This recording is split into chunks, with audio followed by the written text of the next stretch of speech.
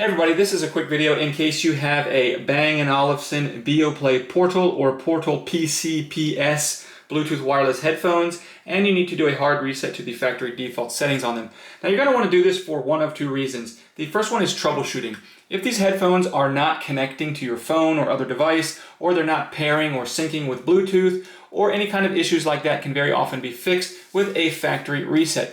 Now the second reason you might want to do this is just for whatever reason where you want to delete all the pairing history and settings off of them so that you can just set them up like you're setting them up for the first time coming out of the box. It's really easy to do.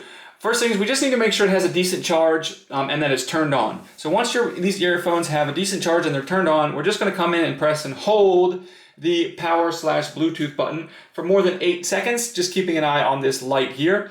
So while we're holding it, and when this light blinks red for 5 seconds, that means the reset is done. We can release the button and then we can go ahead and set these headphones up just like we're setting up a new set of headphones.